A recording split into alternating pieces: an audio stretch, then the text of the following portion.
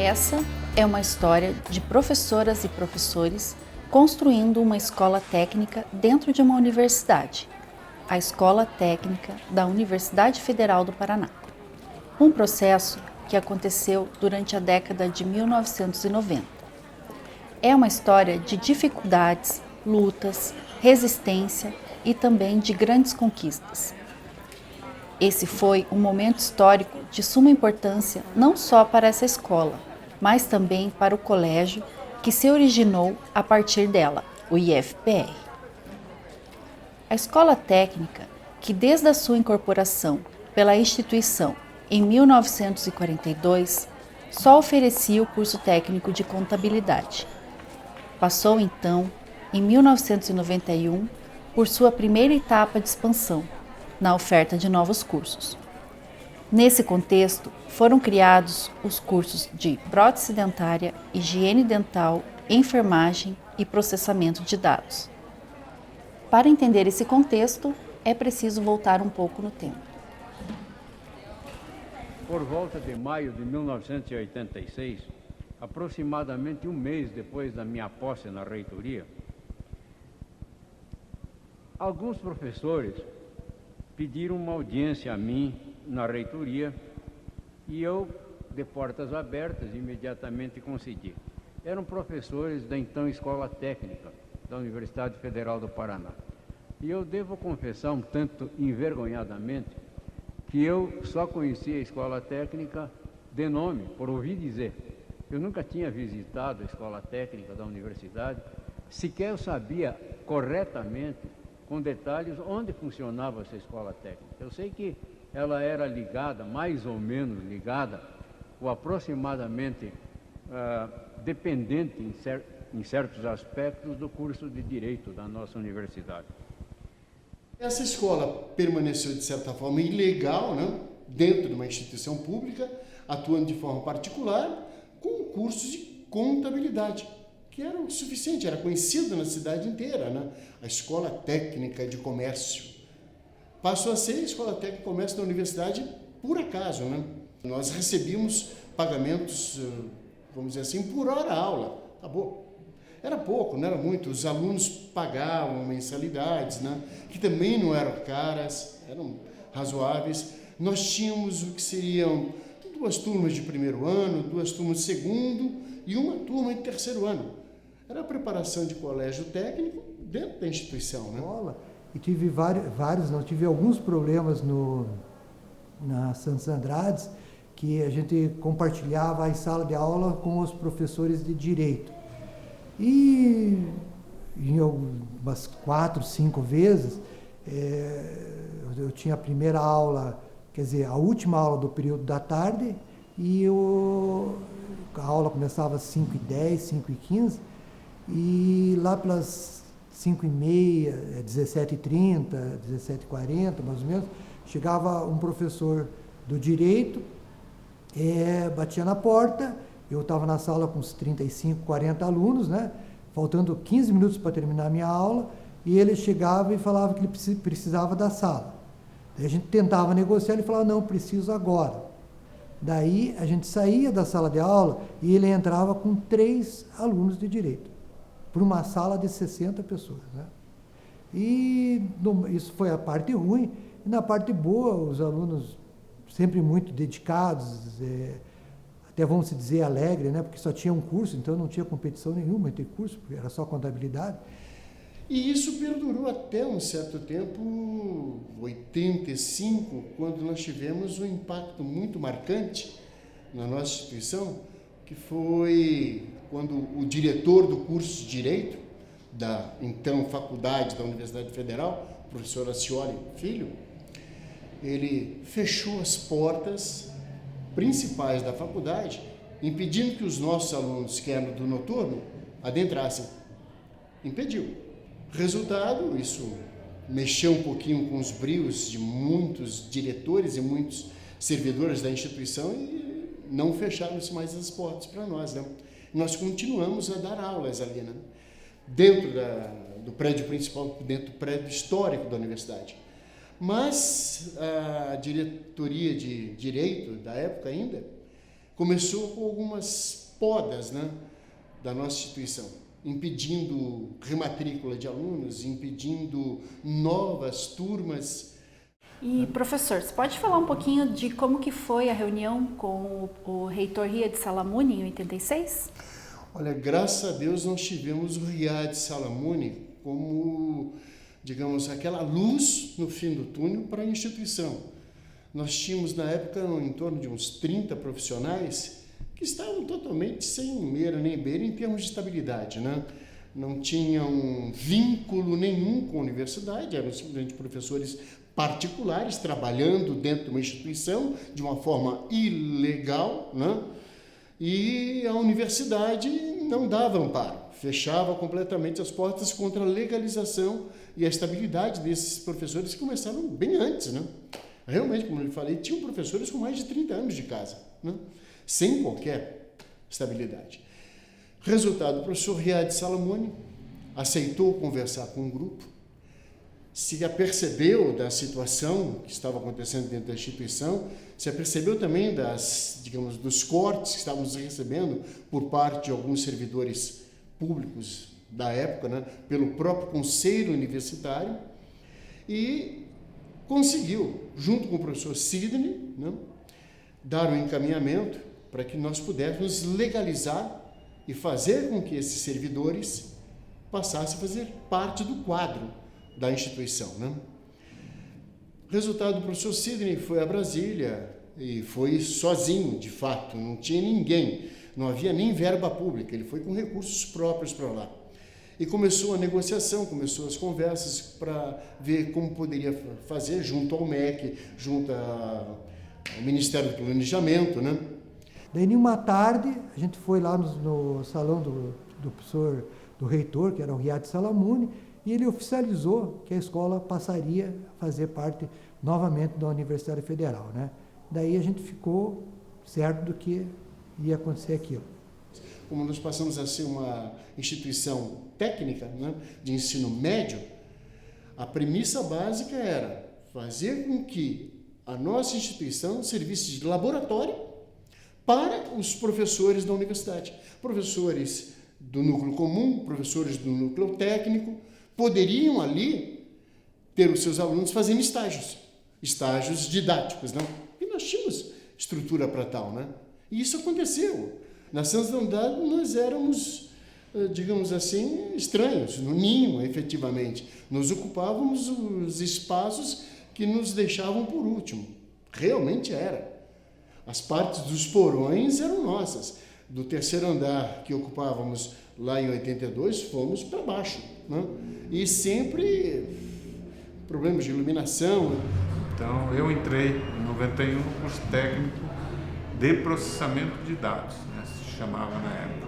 Mas o nosso primeiro laboratório, por exemplo, foi num porão, né, lá do edifício histórico da Santos Andrade.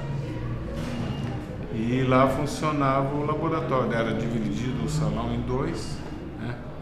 E era o local, inclusive, que comentava que era o antigo ML, né? Daqui de Curitiba. E funcionava ali também a área de estudo do curso de medicina da Universidade Federal, né? Então era um lugar assim bem, digamos assim, pesado, né? Mas na época nós tínhamos muita dificuldade com relação a tudo, não tinha equipamento, entendeu?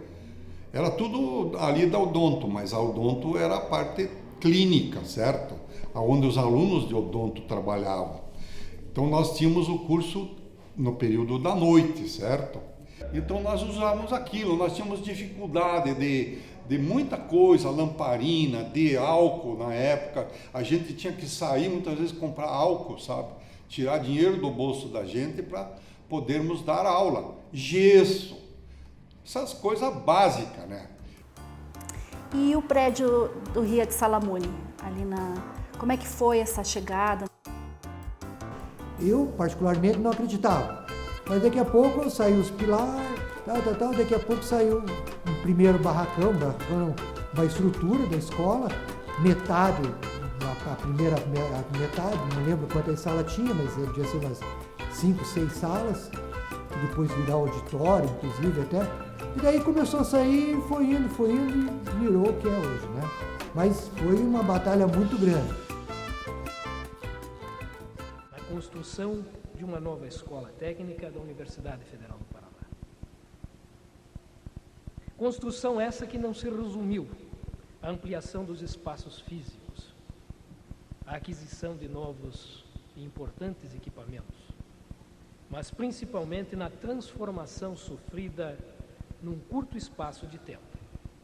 Passamos de uma simples escola de segundo grau, abrigada no seio de uma universidade, para constituirmos-nos em uma unidade universitária, equiparada assim aos demais setores da Universidade Federal do Paraná, com os mesmos direitos e com os mesmos deveres.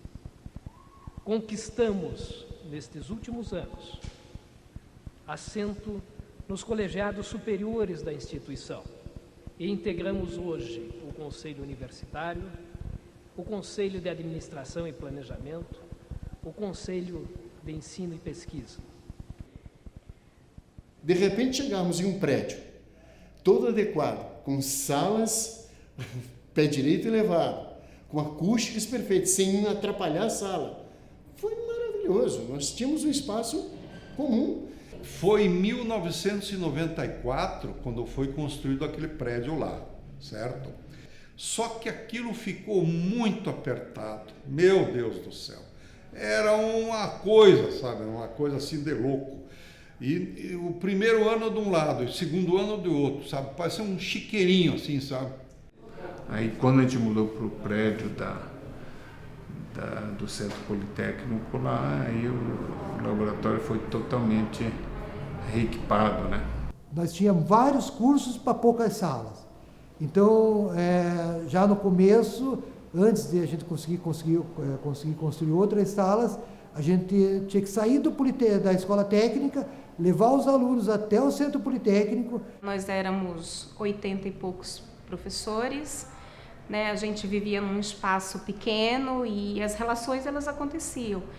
Então eu acredito que a gente fazia tudo muito junto, a gente se envolvia. Obviamente tinham as pessoas que não gostavam muito do envolvimento, mas especificamente eu me lembro do grupo de educação física, né? E a gente se envolvia em tudo.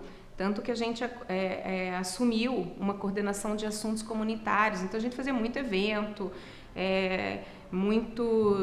muitas ações de atendimento à comunidade, a comunidade interna, a comunidade externa. E isso fortaleciam as relações, né? Professor, você lembra de algumas festas, eventos lá que aconteciam no Rio de Salamune? Sim, lá sim. Porque volte e meia, para motivar mais os alunos, festa junina se fazia, final de ano se fazia, arrecadações para campanhas de fraternais, né? Arrecadações de alimentos, arrecadações de roupa, sempre. Vinham as ideias do pessoal, atendimento lá na instituição. O decreto de número 2208 de 1997 estipulou que a educação profissional brasileira fosse ofertada de forma sequencial ou concomitante ao ensino médio. As regras deveriam valer já para o ano seguinte.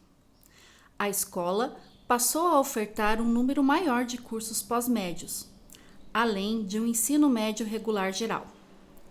Apesar do decreto, alguns cursos continuaram na modalidade integrada ao ensino médio, ou seja, a escola resistiu.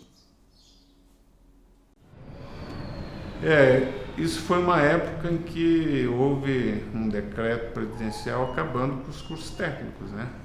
Então, os professores que davam aula no técnico, eles migraram para os cursos subsequentes, né, que a gente chama hoje. E é isso dentro de uma estrutura que é tão grande, né, a universidade, nós éramos apenas um setor.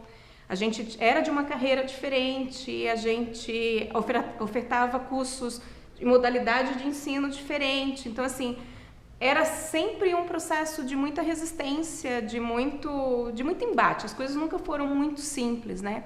até porque as nossas questões elas eram discutidas no Conselho Universitário. O Conselho Universitário discutia a educação superior, né? Então, eu atribuo a esse processo, a gente resistiu, a gente meio que pagou para ver o que iria acontecendo, mas a gente teve o endosso da direção, da gestão da época que pensava parecido. E professora, você sabe por que, mesmo com a determinação do governo federal, a escola continuou ofertando alguns cursos de modo integrado? Eu acredito que foi um pouco... Essa discussão ela aconteceu, eu me lembro que essa discussão ela aconteceu, até porque a gente tinha mudança de currículo, né?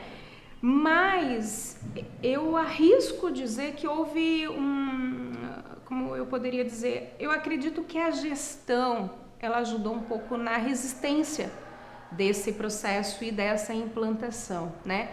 Esse foi um processo que eu acredito que foi sendo construído.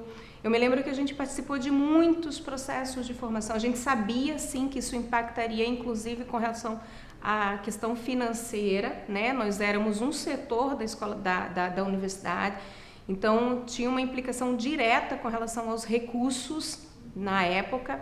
E essa era a forma que o Ministério da Educação usava, realmente, até de coação, né? Não vai ter o recurso. As universidades públicas e suas escolas de ensino técnico são as melhores em qualquer avaliação. Produzem pesquisas de ponta, formam os melhores cidadãos e se inserem cada vez mais com a comunidade. Nesses sentidos, precisamos de mais aliados para mantermos esta universidade pública e gratuita, em um momento de ameaças internas e até mesmo de órgãos como o Banco Mundial e Fundo Monetário Internacional.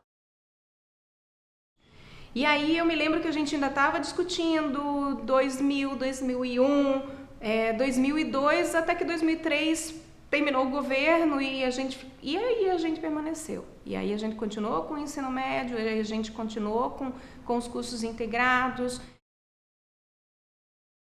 E professor, você quer falar alguma coisa, alguma lembrança, alguma coisa sobre a escola? Naquela época, né, nos anos 90, ali, começo do ano 2000, era bem assim, complicada, né? Digamos assim, a gente era o patinho feio da universidade, né? Então, os recursos eram muito minguados, né, para a escola técnica, né?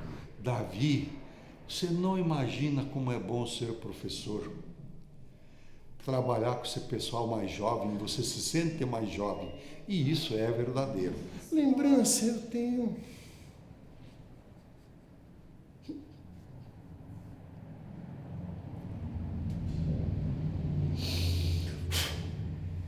Desculpa, eu sou um pouco...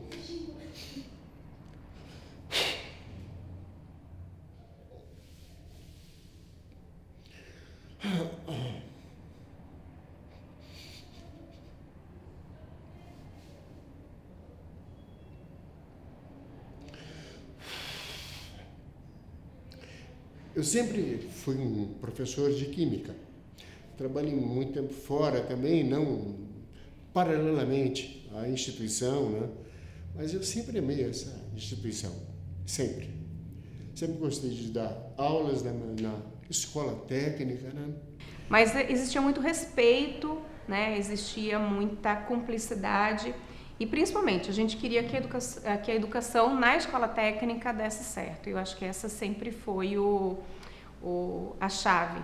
E eu volto a dizer, sempre as gestões que sucederam nesse período, elas eram umas gestões muito democráticas e que as coisas eram muito discutidas. A gente construía efetivamente o processo. Muito obrigada, professor. Acabou? Acabou. Quer falar mais alguma coisa? Não, pode falar. Que a gente... Mas que bom, isso aí E nessa época que eu descobri que ser professor é bem mais difícil do que a gente pensa.